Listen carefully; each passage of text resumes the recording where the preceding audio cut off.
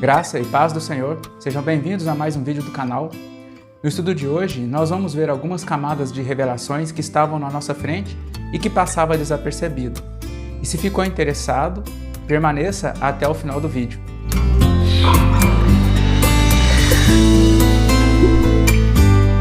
A Bíblia nos mostra em Gênesis 10 que através dos filhos de Noé, Sem, Cã e Jafé, toda a terra foi repovoada depois do dilúvio. Porque Deus tinha abençoado a Noé e a seus filhos, para que eles fossem frutíferos e enchessem a terra, e se tornassem famílias, povos e nações. Foi quando Cuxi, descendente de Cã, gerou a Nimrod, o qual se rebelou contra o Senhor, tornando-se o homem mais poderoso na terra. E depois, concentrando os homens num só lugar, edificando assim o primeiro império da terra, a Babilônia. E daí o Senhor teve que parar a edificação dela e espalhar o povo novamente e confundindo a língua de cada um deles. O Senhor nunca pediu para que os homens formassem reinos e impérios que dominassem sobre os demais povos da terra. Pelo contrário, era para que as famílias dos filhos de Noé se espalhassem por toda a terra e não concentrassem o povo num lugar só, para que não se tornassem poderosos e um se elevasse sobre o outro. Agora nós chegamos nas visões do capítulo 2 e 7 do livro de Daniel, o qual nos mostra cada reino dominando por um tempo determinado sobre todos os povos da terra, até o tempo do fim, e que os descendentes de Sem, Cã e Jafé estão representados na estátua e nos animais. O que vocês não percebem é que Deus, olhando de cima para baixo, vê irmãos brigando entre si, um se levantando contra o outro. Por isso que chegando no capítulo 7, as figuras mudam para bestas feras. É como o Senhor vê os homens. São os 4 ventos do céu que agitam o mar grande e faz com que os animais subam do mar. E estes ventos são os 4 cavaleiros que percorrem toda a terra e que aparecem em Zacarias 6 e também em Apocalipse 6. São estes que agitam o mar e que estão representados nos povos. Nós vamos ver que o 4º animal é uma besta terrível, sobremodo forte, que tem 10 chifres, e dentre eles sobe um pequeno, e que cresce e torna muito forte, e faz guerra contra os santos do Altíssimo, e que está representado na mesma besta do mar de Apocalipse 13 e também da besta que sobe do abismo de Apocalipse 11.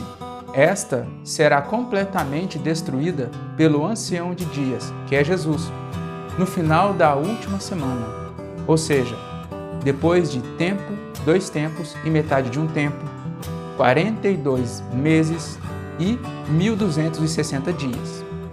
Mas os outros animais, eles terão a sua vida preservada por um prazo e um tempo, conforme Daniel 7, 11 e 12. Verso 11. Então eu estive olhando por causa da voz das insolentes palavras que o chifre proferia. Estive olhando e vi que o animal foi morto, e o seu corpo desfeito e entregue para ser queimado. Este animal aqui é o mesmo de Apocalipse 13, aquela besta que tem 7 cabeças e 10 chifres, e também do Apocalipse 11. É a mesma besta, porém, o Senhor está mostrando ângulos diferentes para a gente entender.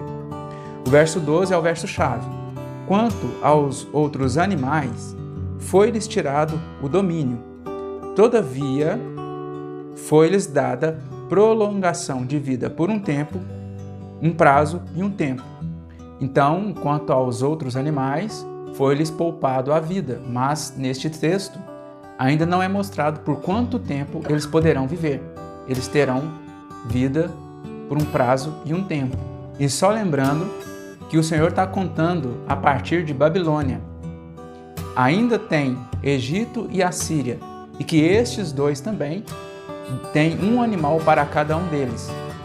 O Egito é comumente caracterizado como lobo. E também os assírios também são caracterizados por leões, também semelhantemente como Babilônia. Então, o Senhor está deixando alguns animais com vida. Ele está destruindo a besta terrível, a besta que tem 10 chifres, 7 cabeças, tanto de Apocalipse 13 quanto do 11, que é a besta que emerge do abismo, e abismo também é mar.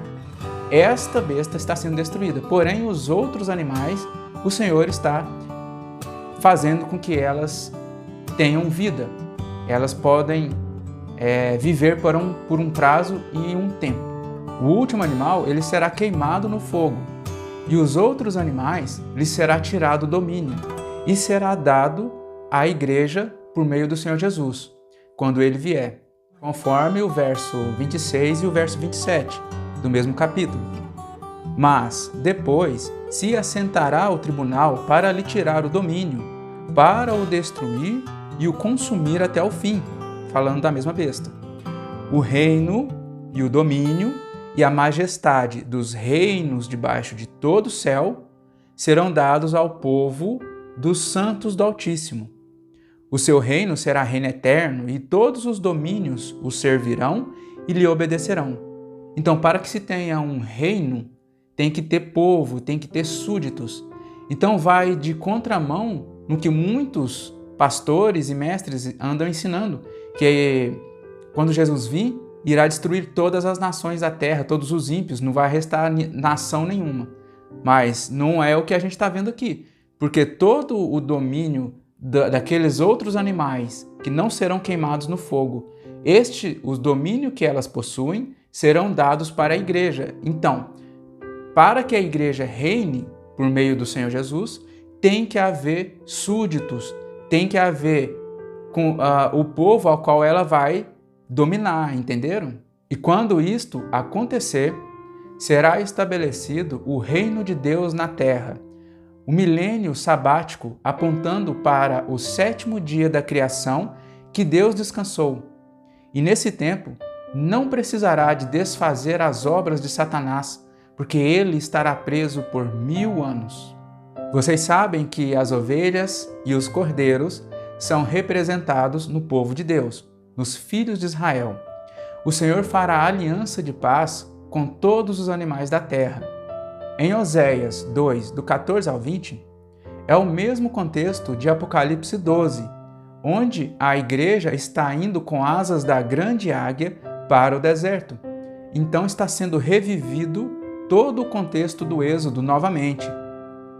Verso 14 vai dizer assim: Portanto, eis que eu a atrairei, e a levarei para o deserto, e lhe falarei ao coração.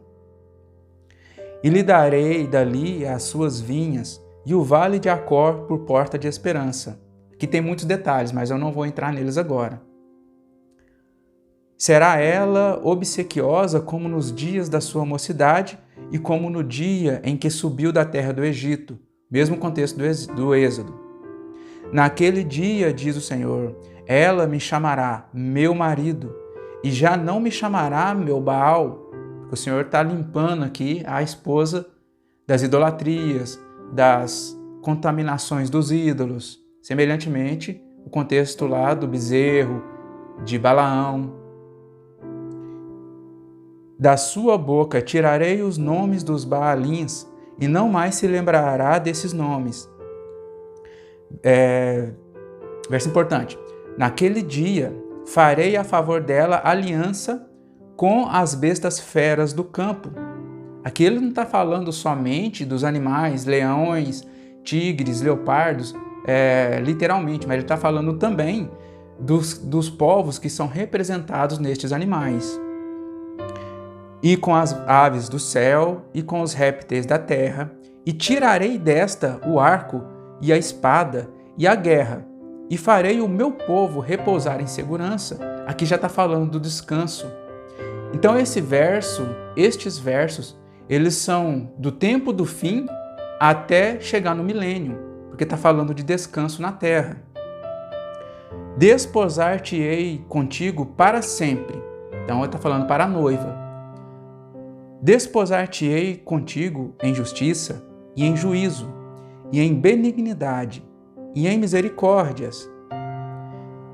Desposar-te-ei contigo em fidelidade, e conhecerás ao Senhor. Até aqui. O povo de propriedade exclusiva de Deus é o povo de Israel, do qual nós também nos tornamos filhos por meio da fé. E nenhuma fera da terra não fará mal nem dano ao povo de Israel, e nem umas às outras, conforme Isaías 11, do 4 ao 10. Mas julgará com justiça os pobres e decidirá com equidade a favor dos mansos da terra. Ferirá a terra com a vara de sua boca e com o sopro dos seus lábios matará o perverso. Então este mesmo texto está em 2 Tessalonicenses, no capítulo 1, que vai falar que o Senhor vai destruir o iníquo pela manifestação da sua vinda. Continuando. A justiça será o cinto dos seus lombos, e a fidelidade o cinto dos seus rins. Agora o verso-chave. O lobo habitará com o cordeiro, e o leopardo se deitará junto ao cabrito. O bezerro, o leão novo e o animal cevado andarão juntos, e um pequenino os guiará. A vaca e a ursa pastarão juntas, e as suas crias juntas se deitarão. O leão comerá palha como boi. A criança de peito brincará sobre a toca da áspide, e o já desmamado meterá a mão na cova do basilisco. Esse aqui é o tempo do milênio, tá bom? Esse aqui é o milênio de Cristo na terra. Não se fará mal nem dano algum em todo o meu santo monte, porque a terra se encherá do conhecimento do Senhor, como as águas cobrem o mar. Então, isto que está acontecendo aqui é maravilhoso, porque nenhum animal predador está caçando as presas. Então, este tempo na terra, estes 1000 anos, será um tempo de restauração, tanto para os animais como para os homens, visto que o Senhor Jesus permitiu que estes reinos e estes impérios que estão representados nestes animais, ao qual vocês viram o lobo, vocês viram o leopardo, o leão, o urso, todos estes são animais predadores e estão representados nos reinos. Estes animais, o Senhor Jesus deixou entrar no milênio para que eles fossem tratados e restaurados. Se você conhece os detalhes do reinado de Salomão, você vai entender que este período de tempo nos serviu de uma parábola para o milênio de Cristo, para o reino de Cristo na terra. Da mesma forma que as nações e os povos vinham até Jerusalém para ouvir a sabedoria de Deus por meio de Salomão, assim será também no milênio, onde todas as nações e povos que restarem peregrinarão até lá para conhecerem, para serem ensinados do Senhor por meio do Senhor Jesus e por meio da sua igreja por 1000 anos. Então, irmãos, o estudo de hoje é este, e eu espero que esta palavra tenha contribuído para a sua edificação. E caso você não seja inscrito, considere-te inscrever no nosso canal e compartilhe também os nossos vídeos nas redes sociais. E até o próximo estudo. Shalom!